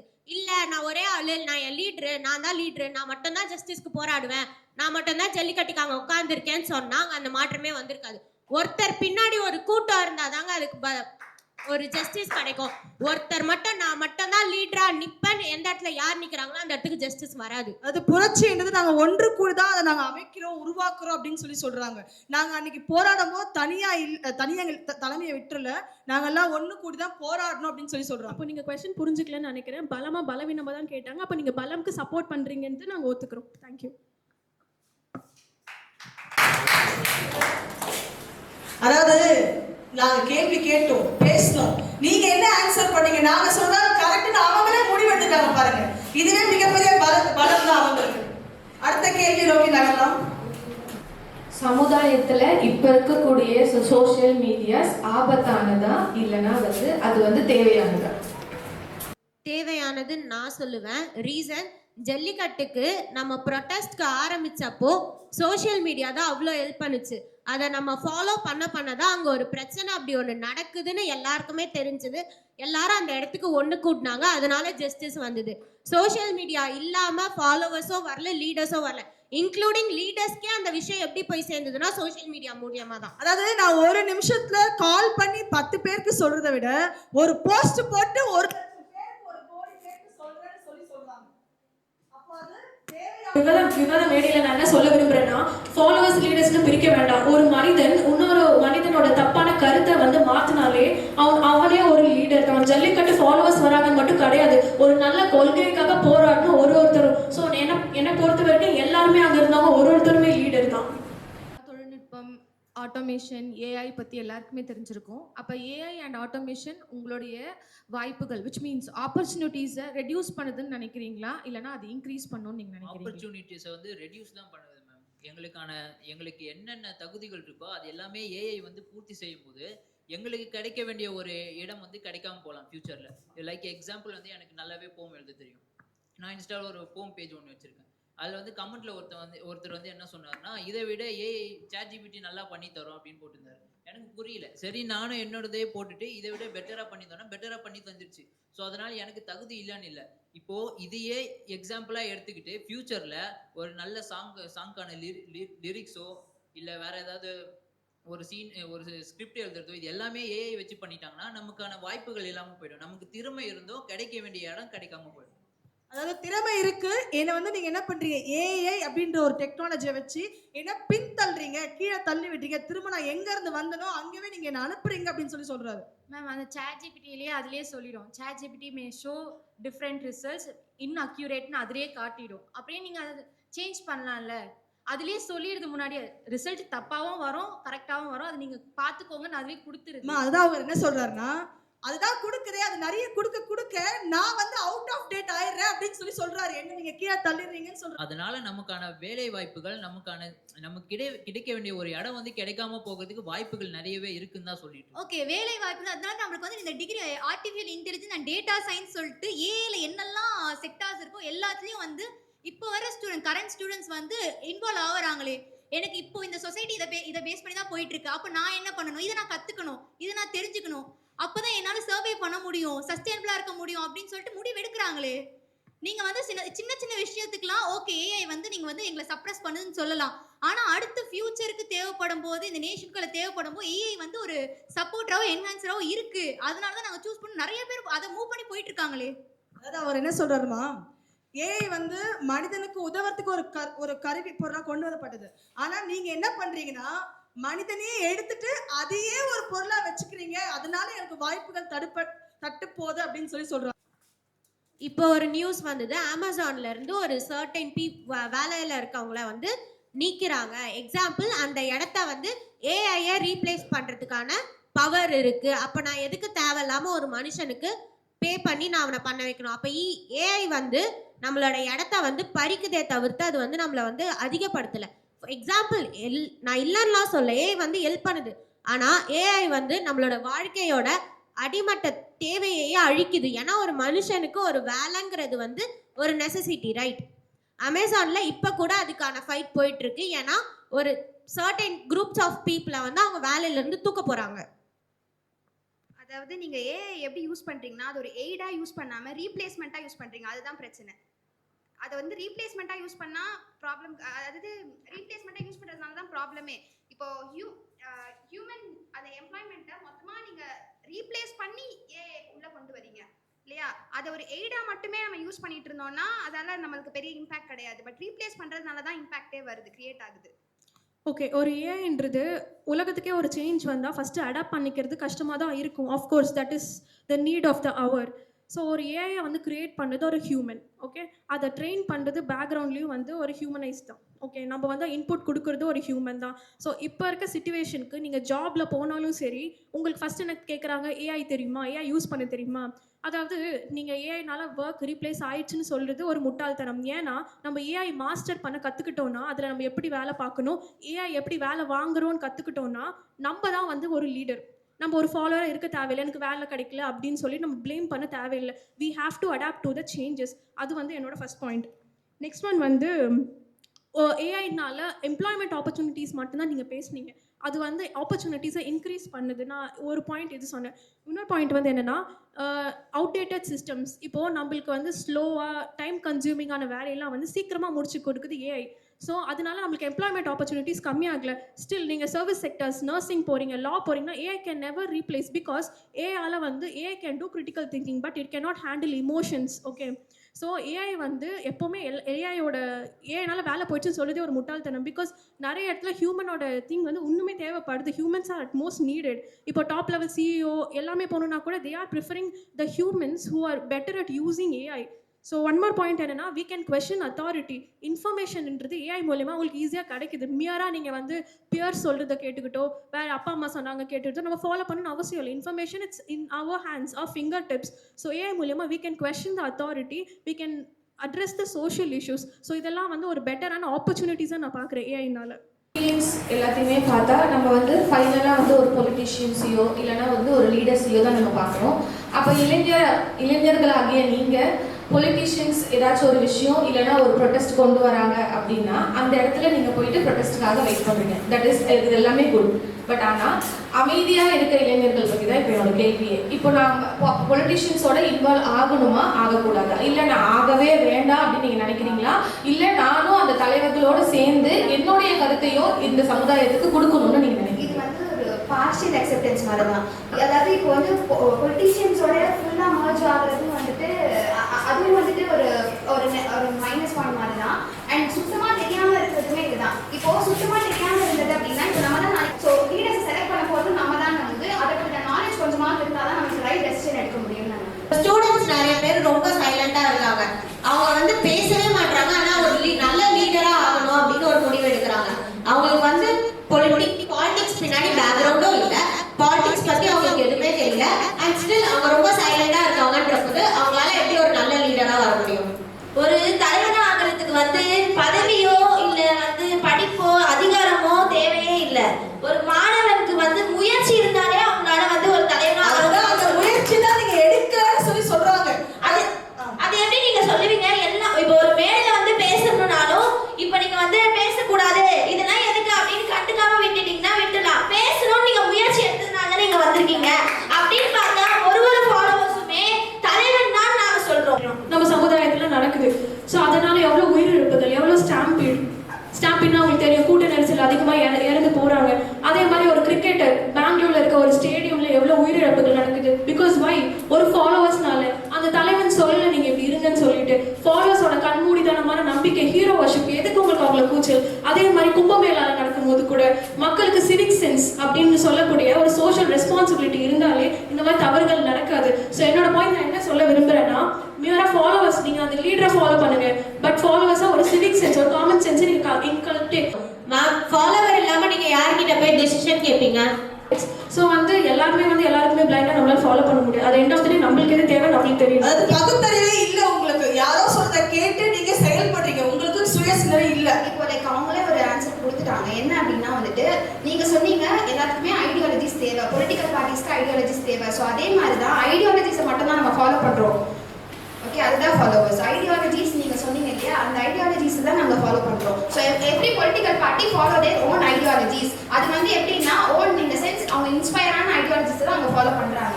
Then you have to take your responsibility and accountability for everything. அதாவது விளைவுகளுக்கு நீங்களே பொறுப்பேற்றுக்கணும்னு சொல்றாங்க. அதாவது கடத்தேங்காய் எடுத்து வலிப்பிள்ளையார் உடைச்ச கதையா நீங்க எங்கெங்க எடுத்தீங்க, அதை எங்களுக்கு கொடுக்குறீங்க, அதை நாங்க வேணுங்கிறத வச்சுட்டு வேற இடத்துல விட்டுடுறோம் அப்படின்னு சொல்றாங்க. ஆக்சுவலா நீங்க வந்து எங்க சைடுல வந்து உட்காந்துக்கலாம், டாபிக்கே மாத்துற மாதிரி இருக்கு. வந்துருக்கோம் அவங்க கூப்பிடுற விஷயத்த ரொம்பவே உங்க வாழ்க்கையோட இணைச்சே பாக்குறீங்க. கண்டிப்பா அதை நீங்க இறங்குவீங்கன்றது நாங்க நம்புறோம். அடுத்த கேள்வி நோக்கி நாங்கள் நம்மளுடைய இந்திய சமுதாயமும் நம்மளுடைய மரியாதை எல்லாமே வந்து இளைஞர்களாகிய நம்மளோட கையில், உங்களோட கையில் தான் இருக்குது. ஸோ இதுக்கு இளைஞர்களாகிய நீங்கள் என்ன செய்யணும்னு நினைக்கிறீங்க? உங்களோட ஈடுபாடு என்னவா இருக்குது? உங்களோட பங்கு என்னவா இருக்குது? தைரியமும் அதுக்கப்புறம் தன்னம்பிக்கை இதெல்லாம் வச்சு தயக்கமே இல்லாமல் நம்ம வந்து முன் வந்து நிற்கணும். அப்போ தான் வந்து இந்த சமுதாயத்தை வந்து மாற்ற முடியும் அப்படின்னு நாங்கள் நினைக்கிறோம். தைரியம் தன்னம்பிக்கை அதுக்கு முன்னாடி வந்து ஃபர்ஸ்ட் வந்து எல்லாருக்குமே எல்லாமே சமம்ன்றது வந்து முதல்ல எல்லாரும் புரிஞ்சுக்கணும். அதே மாதிரி மக்களுக்கு என்னென்ன குறை இருக்கு, யாராருக்கு என்னென்ன தீர்வாகும், அது எல்லாமே புரிஞ்சுக்கிட்டு ஃபர்ஸ்ட் அதை நம்ம செயல்படுத்தணும். அண்டர்ஸ்டாண்ட் பண்ணிக்கணும்னு நான் சொல்லுவேன். பிகாஸ் எல்லாருக்கும் வெவ்வேறு பெர்ஸ்பெக்டிவ்ஸ் இருக்கும். ஆனால் எல்லாரும் வந்து மல்படுத்த முடியாது. ஆனால் எல்லாத்துலேயும் இருக்க ஒரு காமனான ஒரு விஷயம் இருக்கு இல்லையா, அதை பெர்ஸ்பெக்டிவ் எடுத்துக்கிட்டு அதை இம்ப்ளிமெண்ட் பண்ணோன்னா மேபி கான்ட்ரிபியூட் ஆகலாம். ஒன்றா பார்க்கணும், எல்லாரையும் ஒரே வேவாக எல்லாத்தையும் வழி நடத்தணும். இவங்க தான் டாப்பு, அவங்க தான் கீழே அப்படின்றத ஒரு நோக்கி எதுவும் பண்ணக்கூடாது. நெக்ஸ்ட்டு எதனா ஒரு தவறுனா அவங்க ஆட்சி செய்கிறவங்களே கீழே இறங்கி வந்து நான் தான் எல்லாமே இது பண்ணணுன்றத கரெக்டாக ஒற்றுமை ஓங்கப்படணும் அப்படின்னு சொல்லி சொல்றாங்க. இல்லைன்னு விடக்கூடாது. இப்போ எப்படி சொல்றது, நான் தான் தலைவன் அப்படின்றத காமிச்சிக்க கூடாது. கீழே எல்லாரும் எவ்வளோ கஷ்டப்படுறாங்க அதை பற்றி கீழே இறங்கி வந்து எல்லா நல்லதையும் அவங்க எவ்வளோ டவுனாக இருக்காங்கன்றத நினச்சி நான் இதை பண்ணுறேன் உங்களுக்கு, நான் இருக்கேன் உங்களுக்குன்னு சப்போர்ட்டிவாக இருக்கணும். எல்லாருக்கும் வந்து தலைவன் அப்படின்றது இருக்கக்கூடாது. தலைவன் நாங்கள் எல்லாரும் ஒன்றா இருக்கோம், ஒன்றா இணைஞ்சு எல்லாத்தையும் காரியங்கள் எல்லாம் செயல்படும். அடிமட்டத்து வரைக்கும் யோசிக்கணும் அப்படின்றாங்க. ஒரு விஷயத்த சொல்லும் போது அந்த விஷயத்த வந்து அவங்க சீரியஸா எடுத்து அதுக்கான ஆக்ஷன்ஸ் எல்லாத்தையுமே எடுக்கணும். இதில் விளையாதது 50 விளையாது. So honesty is the first point. Second one is integrity. மற்றவங்க பார்க்கும்போது நான் நல்லா இருக்கிறேன்றது வேற, பார்க்காத டைம்ல நான் எவ்வளோ எனக்கு உண்மையா இருக்கிறேன் அது வந்து ஒரு இம்பார்ட்டன்ட் குவாலிட்டியாக நான் பார்க்குறேன். நேர்மை. எஸ். அண்ட் வந்து ஒரு நாளைய ரெஸ்பான்சிபிள் சிட்டிசனாக ஜனநாயக சிட்டிசனாக வரணும்னா நெக்ஸ்ட் பாயிண்ட் நான் என்ன சொல்கிறேன்னா, ரெஸ்பெக்ட் எவ்ரி ரிலிஜியன். நம்ம இதில் தான் சின்ன விஷயத்துல தான் வருது. எல்லா ரிலிஜியன் மதத்தையும் சமமாக நடத்தணும், கேஸ்ட் பார்க்கக்கூடாது. ஸோ இதெல்லாம் இம்பார்ட்டண்ட்டான பாயிண்ட்டை நான் பார்க்குறேன். நெக்ஸ்ட் வந்து எல்லாருமே நீங்கள் சொன்ன பாயிண்ட்ஸ் தான் ஈக்குவலாக வந்து ட்ரீட் பண்ணணும். அதாவது even people with disabilities and transgenders. So அது வந்து என்னோட பாயிண்ட்டு. நெக்ஸ்ட் ஒன் வந்து ஒரு லீடராக இருக்கவங்க சின்ன இந்த மாதிரி நம்ம டிபேட்ஸு பவர்ஃபுல்லான ப்ரொட்டஸ்ட்டில் போய் கலந்துக்கணும். ஒரு லைஃபுக்கு long term vision and goal வச்சுருக்கணும். சின்ன விஷயம் லாங் டேர்ம் விஷன் கோல் இல்லைனா கூட ஒரு ரோட்டில் முடியாத ஒரு பார்ட்டி கிராஸ் பண்ணி விட்டுறது, முடியாதவங்களுக்கு ஹெல்ப் பண்ணுறது, ஒரு ஆர்ஃபனேஜில் ட்ரெஸ் டொனேட் பண்ணுறது. ஸோ இதெல்லாமே வந்து ஒரு important quality of a tomorrow's லீடராக நான் பார்க்குறேன். அந்த பிரைம் மினிஸ்டரே வந்து ரெசிக்னேஷன் பண்ணுற அளவுக்கு இந்த ஜென்ரேஷன் கிட்ட அவ்வளோ பவர் இருக்குது. நம்ம வெளியே வந்தால் தான் என்ன தப்பு நடக்குது அதை வந்து அபாலிஷ் பண்ண முடியும். அநியாயத்தை எடுத்து குரல் கொடுக்கணும் அப்படின்னு சொல்கிறீங்க. சமமாக பார்க்கணும் மேம். அப்புறம் முன்னாடி வந்து தைரியமாக பேசணும். நம்ம கூட இருக்க அந்த மக்களை வந்து நம்ம நாட்டில் இருக்க மக்களை வந்து சொந்தங்களா நினைக்கணும்னு நினைக்கிறேன். ஒற்றுமையா இருக்கணும் எப்பவுமே. இவங்க இப்படி அவங்க அப்படின்னு சொல்லிட்டு பிரிச்சு பார்க்காம ஒற்றுமையா இருக்கணும். ஜாதி மதம் இதெல்லாம் பிரிச்சு பார்க்காம இருக்கணும் அப்படின்னு நான் நினைக்கிறேன். இளைஞர்களாகிய நீங்கள் நிஜத்தில் வாழும் மனிதர்களாக வாழுறீங்களா இல்லைனா கட்டாயம் சமுதாயத்தோட கட்டாயத்தினால நீங்க வாழுறீங்க? சமுதாயத்தோட கட்டாயத்துல தான் மேம் எல்லாரும் வாழ்ந்துட்டு இருக்கோம். இப்போ வந்து என்னன்னா, இப்போ ஒரு நல்ல ஒரு டிசிஷன் எடுக்கும்போது வந்து ஒரு வீட்டில் சொல்றதை கேட்டு பண்றது அந்த மாதிரி. இப்போ நான் ஒரு காலேஜ் சேர்றேன்னும் போது நானா யோசிக்கிறது இல்லை, ஃப்ரெண்ட்ஸ் சொல்றாங்க, அவங்க சொல்றதை கேட்டுட்டு சேர்ந்துடுறேன். ஒரு 3 வருஷத்துக்கு அப்புறம் நான் எதுக்கு இதை சேர்ந்தேன், எதுக்கு இதை படித்தேன், எதுவுமே நமக்கு தெரியாது. நம்ம லைஃபே ஸ்பாயிலாக போயிடுது. கட்டாயத்தோட நிருபத்தில் தான் வாழ்கிறோன்னு சொல்லுவேன். ரீசன் வந்து நம்ம ஸ்டடீஸாக இருக்கலாம், எல்லாமே பேரண்ட்ஸோட டிசிஷன்.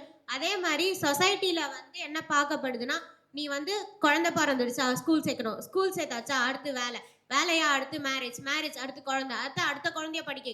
அந்த சுச்சுவேஷன் சொசைட்டி நம்மளை வந்து உள்ளே கொண்டு வந்துடுது. அந்த சொசைட்டியோட அந்த சர்க்கிளில் தான் நம்ம வாழ்கிறோம். நிர்பந்தம்ன்றதும் இருக்குது.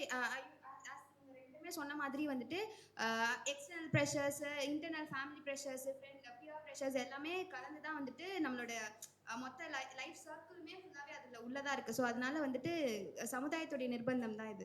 நீங்களுக்குள்ளேயே இருக்கிறீங்க, நீங்க வெளியே வாங்க. வெளியே வந்து இப்போ நீங்க முயற்சி பண்ணாதான் வெளியே வர முடியும். நீங்க ஏன் அதுக்குள்ளேயே இருக்கிறீங்க? இவங்க சொல்றாங்க அவங்க சொல்றாங்க, நீங்க கேட்காதீங்க. நீங்க முயற்சி பண்ணி வெளில வரணும். எப்படி அவங்களும் வெளியே வந்துட்டாங்க. Very good. சொல்லுங்க. நீங்க சொல்றீங்களா ஒரு சர்க்கிள், அந்த சர்க்கிள் வந்து நம்ம பிறந்ததுக்கு அப்புறமே நம்ம பேரண்ட்ஸாலையும் அந்த சொசைட்டியாலையும் அது வந்து வந்துட்டு தான் இருக்க போகுது. அது வந்து இந்த மாறாதெல்லாம் கிடையாது. அதை நீங்க தான் மாத்தணும். இந்த சொசைட்டி வந்து நம்ம டம்ப் பண்ண செய்யதான் செய்யும். அதுல வந்து நீங்க தான் வந்து எஸ்டாப்ளிஷ் ஆகணும். ஏபிஜே சார் வந்து நினைச்சிருந்தா தன்னோட ஃபேமிலி, எனக்குன்னு ஒரு ஃபேமிலி முக்கியம், அதை பார்த்துட்டு போவேன் அப்படின்னு சொல்லி நினைச்சிட்டு போயிருக்கலாமே. ஏன் நம்ம நேஷன் தான் முக்கியம்னு சொல்லி இருந்தாரு அவரு. ஏன்னா நினைக்கிறவங்க உடைக்கிறாங்க, அதை விட்டுட்டு வெளியில வராங்க. ரொம்ப நேச்சுரலாக இயல்பாக பேசுனீங்க. முதல்ல அதுக்கு பாராட்டு, எல்லாத்துக்கும் வாழ்த்து. தைரியமாக பேசுனீங்க, இயல்பாக பேசுனீங்க, உங்கள் மனசில் பட்டதை பேசுனீங்க. ஆனால் பாயிண்ட்டும் நல்ல அருமையான கருத்துக்களை பேசுனீங்க. Soka Ikeda college of arts and science for women and Don Bosco college 2 காலேஜிலிருந்தும் பார்ட்டிசிபேஷன் வந்திருக்கீங்க. மேடம் ஜெயலட்சுமி மேடமும் அமுதா மேடமும் அருமையாக இங்கே உங்களை கோஆர்டினேட் பண்ணாங்க. வாழ்த்துக்கள். ஜெயலட்சுமி மேடம் அருமையான கேள்விகளை உங்களுக்கு கொடுத்தாங்க. அமுதா மேடம் வந்து சூப்பராக உங்களோட ஆங்கர் பண்ணி கரெக்டாக உங்கள் பாயிண்ட்ஸை வந்து கேப்சர் பண்ணி கொடுத்தாங்க. அவங்களுக்கு வாழ்த்துக்கள். இந்த நிகழ்ச்சியை ஒருங்கிணைத்து நடத்தி கொண்டிருக்கக்கூடிய ஐடிஆர்எம், அதாவது இந்திய ஜனநாயக மீட்பு இயக்கம், mister Balamurugan and mister Praveen team, இளங்கு டீம், அனைவருக்கும் எனது வாழ்த்துக்கள். நல்ல அருமையாக சொல்லியிருக்கீங்க. நல்ல ஃபாலோவர்ஸ் இருந்தால்தான் லீடர்ஸ் உருவாக முடியும் அப்படின்னு சொல்லியிருக்கீங்க. Influencers are misleading, some influences are misleading. அப்போ we have to be very careful. அதையும் சொன்னீங்க. பேசும்போதும் தம்பி சொன்னார், திறமை இருந்தும் ஏஐ மூலம் வாய்ப்புகள் கிடைக்காமல் போயிடும். உண்மைதான், திறமை இருக்குது எனக்கு, ஆனால் ஏஐ வந்து என் வாய்ப்பை தட்டி பறிக்குது. இந்த வருஷம் மட்டும் 2024-25 மட்டுமே AI and cross cutting, job cutting, அப்புறம் வந்து ஆன்லைன் ஜாப், இதெல்லாம் பார்த்து ரீஸ்ட்ரக்சரிங் நடந்துட்டுருக்கு ஆல் ஓவர் த வேர்ல்டு. இந்த வருஷம் மட்டுமே 4 லட்சம் பேர் வேலை இழந்திருக்காங்க. இந்த வருஷம் மட்டும். AI is not your enemy, but the fellow who know how to use AI is your enemy. Okay, AI வந்து எனிமி கிடையாது. அதாவது வந்து கலாம் சார் சொல்லியிருக்காரு, உறக்கத்தில் வருவதல்ல கனவு, உன்னை உறங்க விடாமல் செய்வதுதான் கனவு. அப்போ என்னது, கனவு காணு அப்படின்னு சொல்லியிருக்காரு. Machine cannot dream, okay, but you can dream. அதான் சொன்னீங்க, feelings. It cannot feel the emotions. AI cannot feel the emotion. யார் சொன்னது? Emotion. Emotion. AI cannot feel the emotion. நீங்கள் ஃபாலோ பண்ணுறது கரெக்டாக இருக்கும். அப்போ என்ன ஆகும், ஒரு தவறாக சொன்னால் கூட அந்த தவறை சுட்டி காட்டக்கூடிய இடத்துல நீங்கள் இருப்பீங்க. கரெக்ட். அப்போ ஏன்னா நீங்கள் ரேஷனலாக திங்க் பண்ணதுனால தான் தவறாக சுட்டி காட்ட முடியும், இல்லைன்னா தவறாக சுட்டி காட்ட முடியாது. அப்போ rational thinking is very very essential. அந்த பகுத்தறிவு சிந்தனை வந்து ரொம்ப ரொம்ப எசென்சியல். யார் என்ன சொன்னாலும் சரி, அதை பகுத்தறிவோடு சிந்திக்கணும், பகுத்தறிவோடு கேள்வி கேட்கணும், பகுத்தறிவோடு அதை வந்து பார்க்கணும். ஓகே, அது வந்து ஃபஸ்ட்டு. ரெண்டாவது லீடர்ஷிப். லீடர்ஷிப் எப்படி வரும்? Leader should have a vision.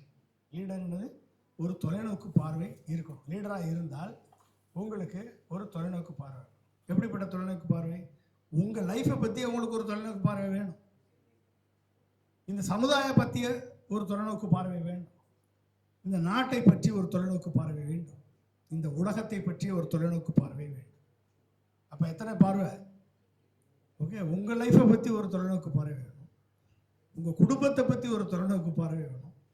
நான் எந்த லெவலில் நான் என்னுடைய லைஃப்பில் முன்னேறணும், என் ஃபேமிலி, எங்கள் தாத்தா, எங்கள் பாட்டி, என்னோட முன்னோர்கள் இப்படி இந்த லெவலுக்கு இந்த ஃபேமிலியை கொண்டாந்து விட்டுருக்காங்க.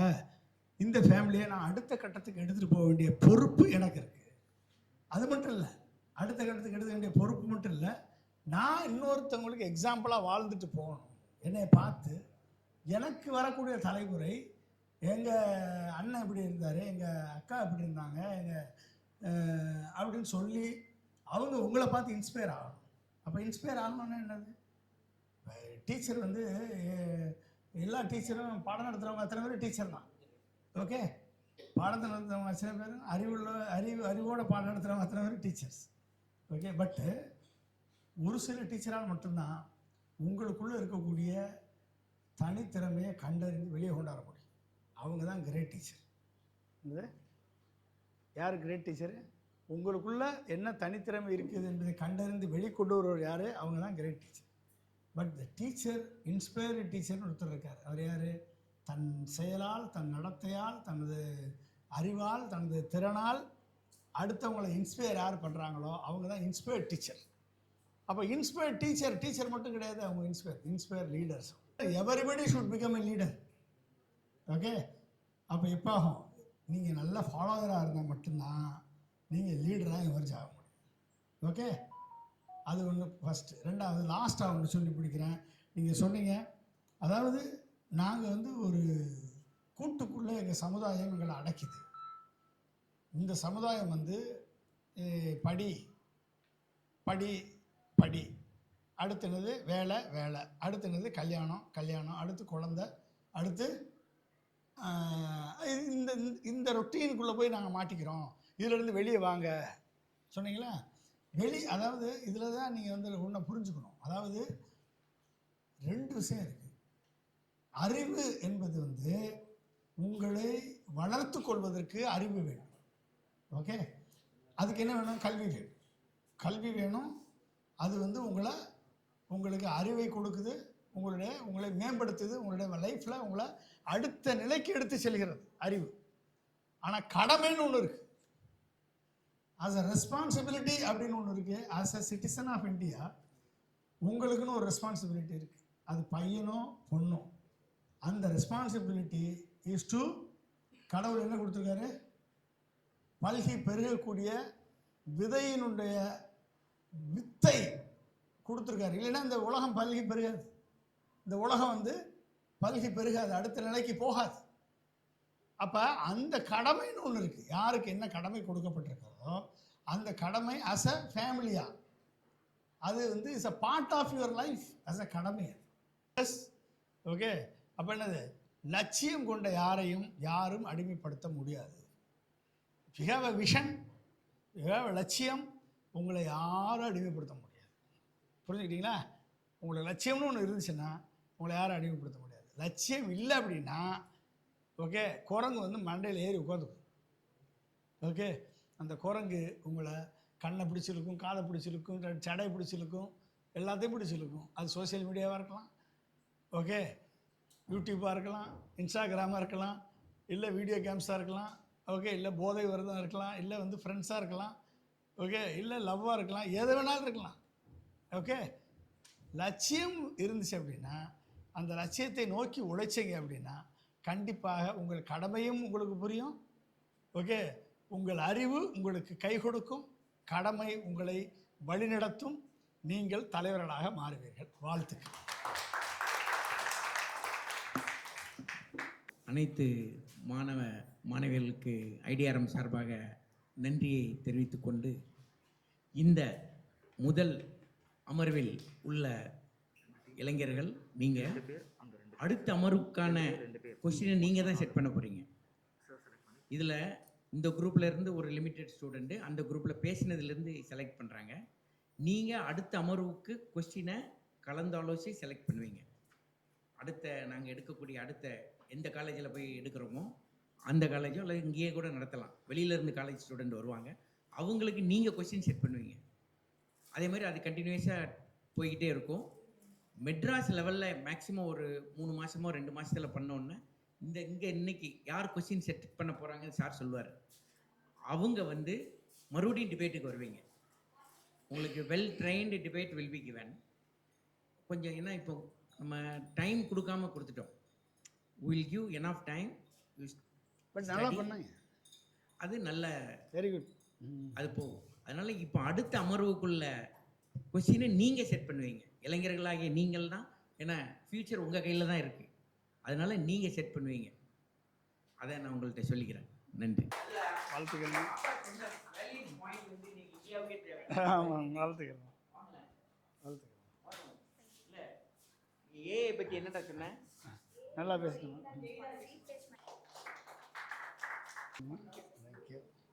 Mr. Rajati from college. IDRM ஒருங்கிணைப்பாளர் அவர்களுக்கு என் மனமார்ந்த நன்றியை தெரிவிக்கிறேன். நீங்கள் அனைவருக்கும் ஒரு பெரிய ஊக்கமாக இருப்பதற்கு நன்றி. அடுத்ததாக இன்றைய நிகழ்ச்சியில் கலந்து கொண்ட திரு பாலமுருகன் சார் அவர்களுக்கும் என் நன்றியை தெரிவித்துக் கொள்கிறேன். இந்த நிகழ்ச்சியை நடத்த எங்கள் கல்லூரியை தேர்வு செய்து சிறப்பாக ஏற்பாடு செய்த IDRM குழுவிற்கும் என் நன்றிகள். அதேபோல் இந்த சிறப்பு நிகழ்வின் நினைவுகளை அழகாக பதிவு செய்ய வேல்டெக் மல்டிமீடியா குழுவின் மாணவர்களுக்கும் என் மனமார்ந்த நன்றியை தெரிவித்துக் கொள்கிறேன். மேலும் நாங்கள் மாணவர்களாக மட்டுமல்லாமல் பொறுப்புள்ள இளைஞர்களாக வளர எங்களுக்கு வாய்ப்பளித்து இன்றைய நிகழ்ச்சி போன்ற முயற்சிகளை மேற்கொள்ள உதவுகிற எங்கள் கல்லூரி நிர்வாகத்திற்கும் என் மனமார்ந்த நன்றியை தெரிவித்துக் கொள்கிறேன்.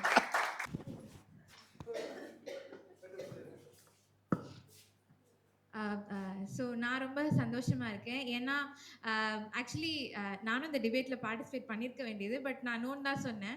ஆனால் இங்கே வந்த பிறகு நானும் பண்ணியிருந்திருக்கலாமோ அப்படின்ற அந்த ஒரு தாட் இருந்துச்சு. ஸோ அந்த மாதிரி ஈவெண்ட் வாஸ் லைக் தட். எனக்கு ரொம்ப பிடிச்சமானது என்னென்னா, இந்த டாப்பிக்குமே எனக்கு ரொம்ப இன்ட்ரெஸ்டிங்காக இருந்தது.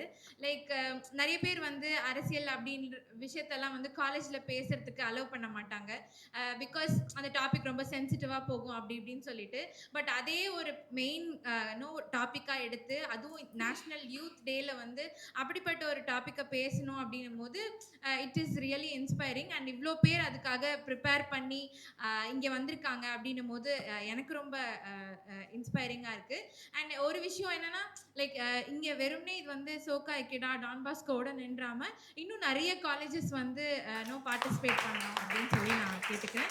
அண்ட் இதை ஆர்கனைஸ் பண்ண எல்லாருக்குமே அண்ட் பார்ட்டிசிபேட் பண்ண எல்லாருக்குமே ரொம்ப thank you. So my name is Esther. நான் Don Bosco arts and science காலேஜ்லேருந்து வரேன். ஸோ நான் லீடர்ஷிப்புக்கு வந்து சப்போர்ட்டிவாக பேசியிருந்தேன். ஸோ நான் ஒரு லைக் டெசிஷன் எடுக்காமல் வந்தேன். நாளைக்கு காலேஜில் பொங்கல் செலிப்ரேஷன், நிறைய ஒர்க்ஸ் இருக்குது, போகலாமா வேண்டாமா, ஏன்னா எனக்கு இன்ஃபர்மேஷன் கிடச்சது நேற்று நைட்டு தான். ஸோ வந்தேன், சரி ஓகே எதனாலும் பார்த்துக்கலாம். நிறைய பேர் எல்லாம் பயங்கரமாக வருவாங்க, ப்ரிப்பேர் பண்ணுவாங்க. அஃப்கோர்ஸ் நல்லா ப்ரிப்பேர்டாக வந்திருந்தாங்க.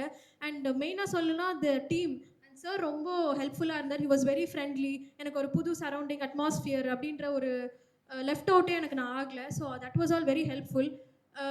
அந்த atmosphere, college environment was also so good. So அதே மாதிரி என் ஃப்ரெண்ட்ஸ் சொன்ன பாயிண்ட் என்னென்னா, நிறைய காலேஜஸ் பார்ட்டிசிபேட் பண்ணணும், நிறைய பேர் இதில் வந்து பங்கு எடுத்துக்கணும். So that is my suggestion. Thank you. குழந்தையுமே எடுத்ததுமே நான் அரசியல்வாதி ஆகணும்னு சொல்லவே சொல்லாது. இப்போ எல்லா ஃபீல்டுக்குமே ரொம்ப ரொம்ப முக்கியமான ஒரு ஃபீல்டுன்னு பார்த்தோன்னா இந்த அரசியல் தான். அதில் இந்த காலத்து இளைஞர்களை ஈடுபட வைக்கிறதுன்றது ஒரு மிகப்பெரிய இனிஷியேட்டிவான ஒரு திங். அதை இந்த ஐடிஆர்எம் பண்ணுறாங்க, ஸ்டார்ட் பண்ணுறாங்க. ரொம்ப ரொம்ப வாழ்த்துக்கள். இது ரொம்ப நல்லா இருக்கு. இதோட நின்றாம இன்னும் மேலும் மேலும் வளரணும்னு நாங்கள் எல்லாருமே வேண்டி கேட்டுக்கொள்கிறோம். தேங்க்யூ. ட்ராவல் அலாங் நேற்றுலேருந்து எனக்கு ரொம்ப கேட்டார். நான் வரேன் சார், நான் வந்து பண்ணுறேன், நீ தான் இன்ஃபர்மேஷன் சொன்னே. Thank you Deepak. Please. My name is Deepak Kumar. Don Bosco arts and சயின்ஸ்லேருந்து வந்திருக்கேன். First of all thanks for the invite. And அதே மாதிரி இந்த மாதிரி ஒரு விஷயம் வந்து கண்டிப்பாக எல்லா காலேஜுமே பண்ண வேண்டியது இருக்குது. இதை நீங்கள் வந்து முன்னெடுத்து பண்ணிருக்கிறது வந்து ரொம்ப வேல்யூபிளான ஒரு விஷயம். அண்ட் அது மட்டும் இல்லாமல் அதர் காலேஜ் கூட இந்த மாதிரி நிறைய இந்த மாதிரி காம்படிஷன்ஸ் வைக்கிறது, இன்னும் இது வந்து இன்னும் கொஞ்சம் ப்ரீஃபாக எடுத்துகிட்டே போனீங்கன்னா இது வந்து யங்ஸ்டர்ஸுக்கு வந்து ஒரு நல்ல ஒரு விஷயமா அமையும். அண்ட் அதே மாதிரி இங்கே பார்ட்டிசிபேட் பண்ண எல்லாருமே நல்லாவே பேசுனீங்க. நான் வந்து அதிகமாக ப்ரிப்பேர் பண்ணல, டைம் இல்லை, நேற்று நைட் தான் சொன்னாங்க. பட் இருந்தாலும் முடிஞ்ச அளவுக்கு ப்ரிப்பேர் பண்ணேன். அதே மாதிரி இங்கே வந்தவங்களும் இவங்கெல்லாம் ரொம்பவே நல்லாவே பண்ணியிருந்தாங்க. இவங்க எல்லாருமே ரொம்ப நல்லாவே பண்ணியிருந்தாங்க. இதே மாதிரி மற்ற காலேஜ்லேயும் இந்த மாதிரி காம்படிஷன் நீங்களும் போய் சேருங்க. எல்லாருமே முதல்ல நம்ம எல்லாருமே அரசியல் பேசணும், மற்றவங்களுக்காக பேசணும், சமத்துவம் பேசணும். இது எல்லாமே இந்த மாதிரி விஷயத்துல தான் கண்டிப்பாக நம்மளால பேச முடியும். ஸோ அதனால் இது எல்லாமே நீங்கள் கண்டினியூ பண்ணுங்கள். தேங்க்யூ.